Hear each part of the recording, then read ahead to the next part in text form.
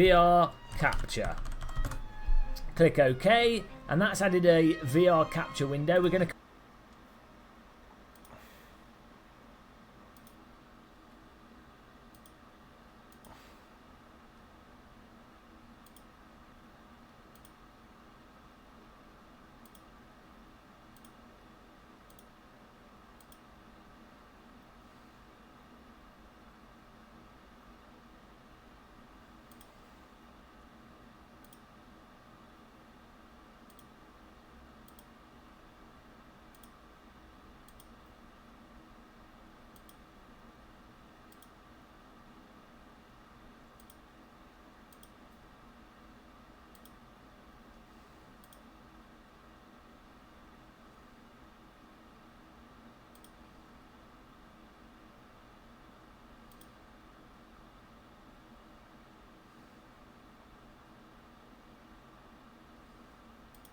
come back to this in a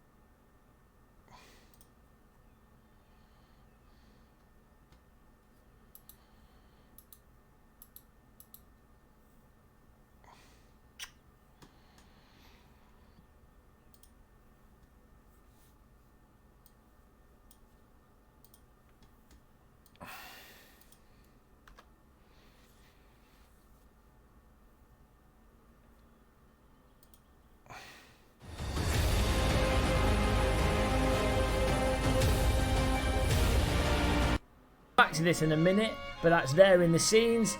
And that's all you need to do for the sources. But you might notice there's nothing there to capture at this point in time. That's because we don't have any VR sources running. So we need to open a VR game, and we're going to do that right away. Now with an Oculus Rift game, you'll notice that when you launch Oculus Rift games, you get a window on the screen, which you should be able to click on here and click window and capture the game that you're running from this list of applications.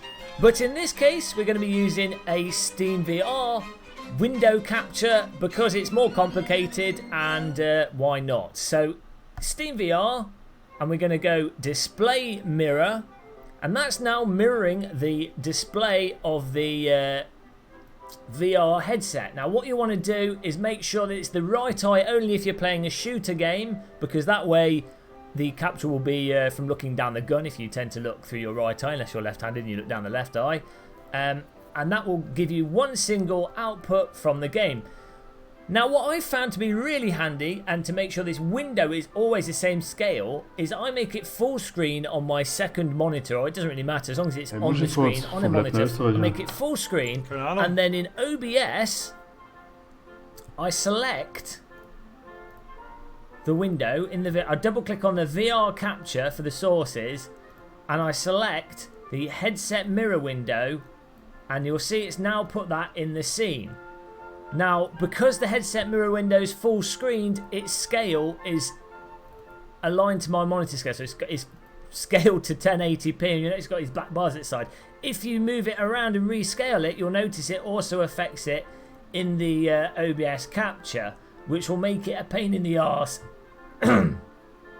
which will make it a pain in the arse when it comes to lining things up. So make sure it's full screened, then make sure you've got OBS in the foreground so you can see it, and now you can line this window up in a way that you remove the black bars. Now it's always going to result in some form of cropping because the aspect ratio of VR is different to a 16:9 screen, and so you're going to have to crop it somewhere. And I find the best way to do this, or the best compromise after a couple of years of doing VR video recording, is to zoom it in, make sure it's round about in the middle, slightly lower than the middle. This represents the middle of the screen here, you see, and then drag it across so that it's on the monitor there. And you'll notice if we lift the VR headset up, there we go, put that on the steering wheel, we now have the VR view in OBS nicely mirrored. In the background you can see our Steam window, our headset mirror, and in OBS you can see our VR capture. Now before we record,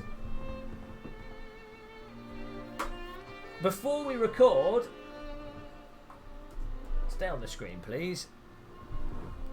Before we record, we need to make sure that the mixer is active, and we need to set some audio here. So we're going to go to File, Settings, Das einzige schon mal Bullshit, dass du mit dieser GeForce Experience Kacke, and we want to make sure that there's a channel there, and we're going to go for headphones, default audio, den ganzen Drecksbullshit. Headphones, high definition audio device. Ganz ehrlich gesagt, das OBS aber ist behindert. andere machen es doch auch. Ja, aber wie? Keine Ahnung, sogar Skipper hat das, glaube ich, gemacht. Das Einzige, was ich mir vorstellen könnte, ist...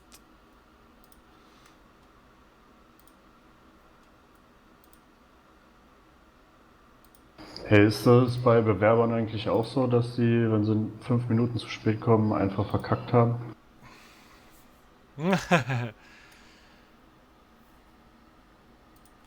Jetzt warte mal, gucken.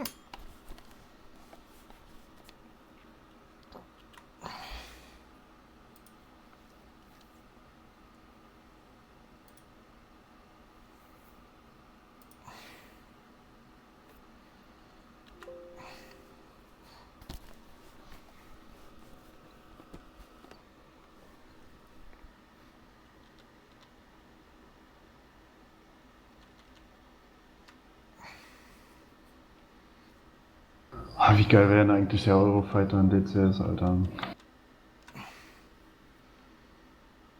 Was würde ich Eagle Dynamics in den Rachen? werfen, dass die das Ding bauen. Oder Heatblur. Stell dir Heatblur vor, Alter.